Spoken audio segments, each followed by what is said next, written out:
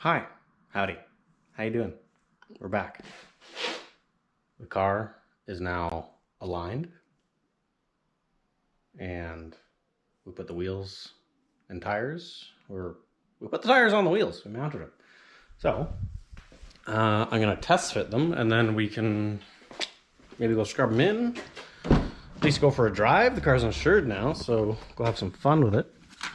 I just want to show you guys the alignment specs we ended up with here. So it did pretty good, actually. It ended up with more front camber than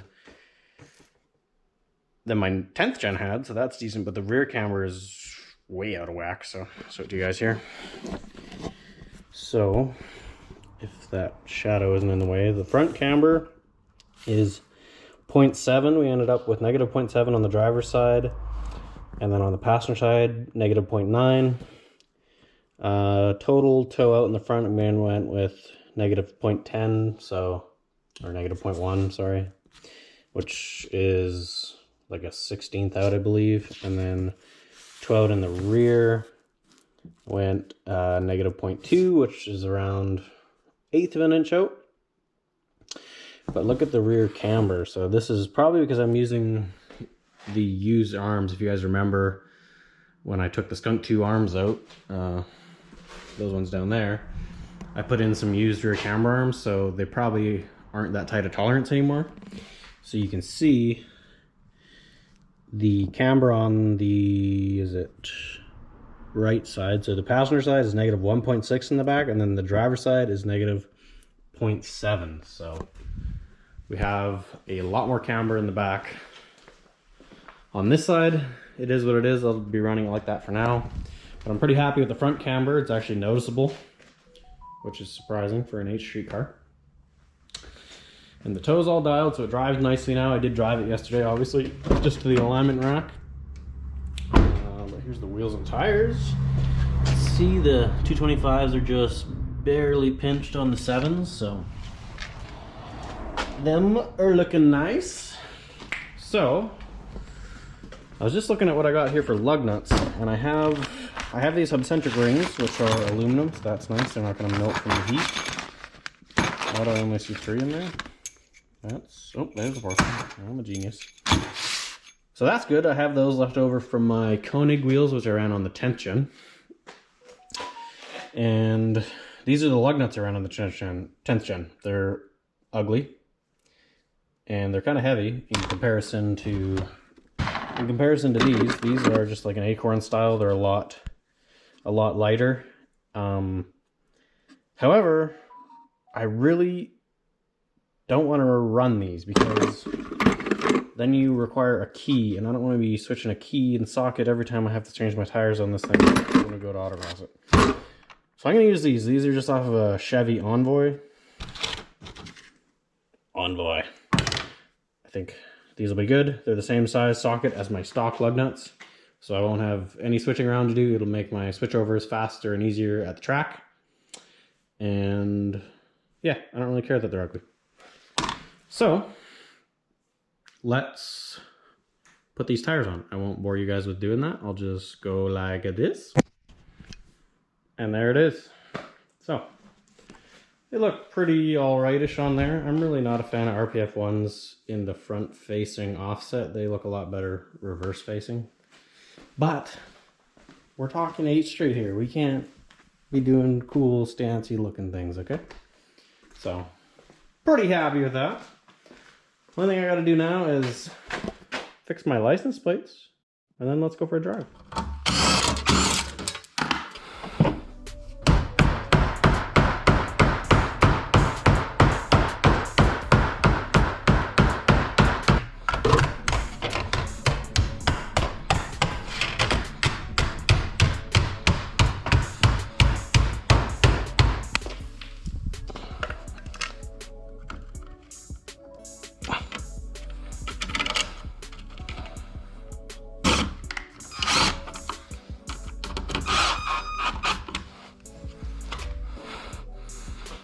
Fixed.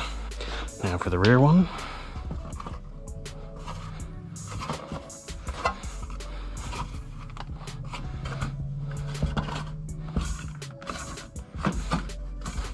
Now we're ready to toge. We got the downforce.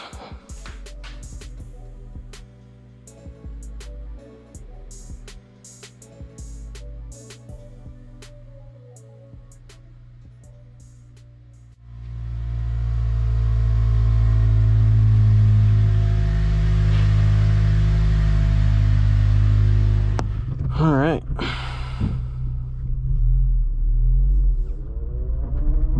I have not driven a car on 200 treadwear tires in a while.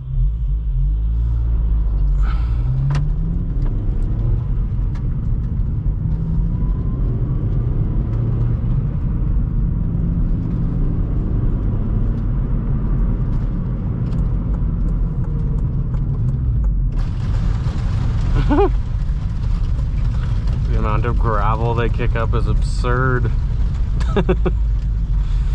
Forgot how loud it is. Don't know how well you guys can hear that, but oof.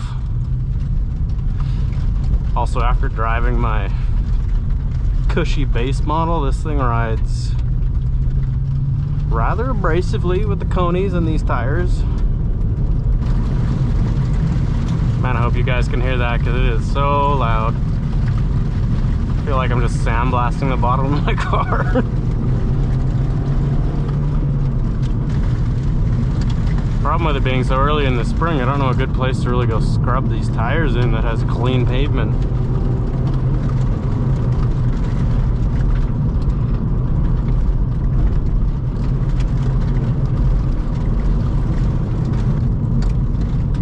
Aw, dang it, the farmer's up here.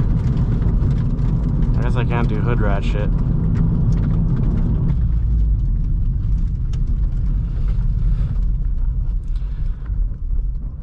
Might just take a few pictures of this thing though on these wheels whilst I'm here.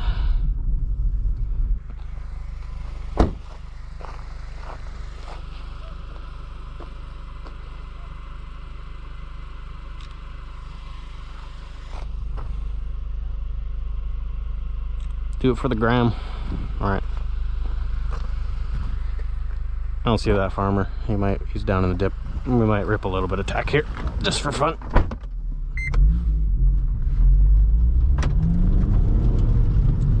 Just some second gear tech.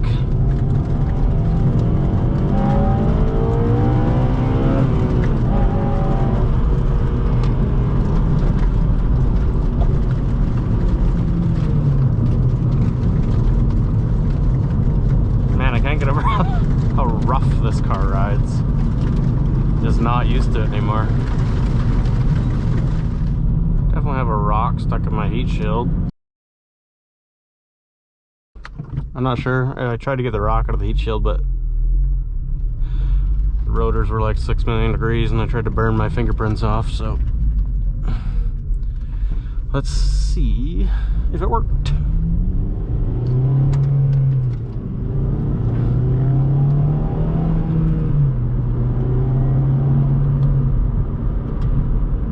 Seems quieter.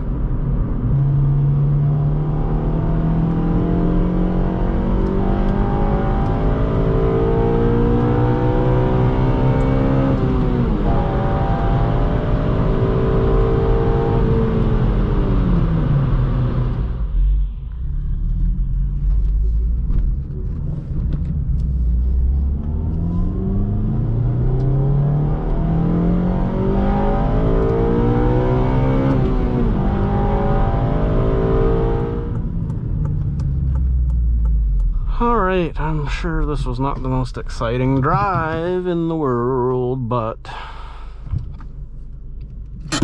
Canada, eh?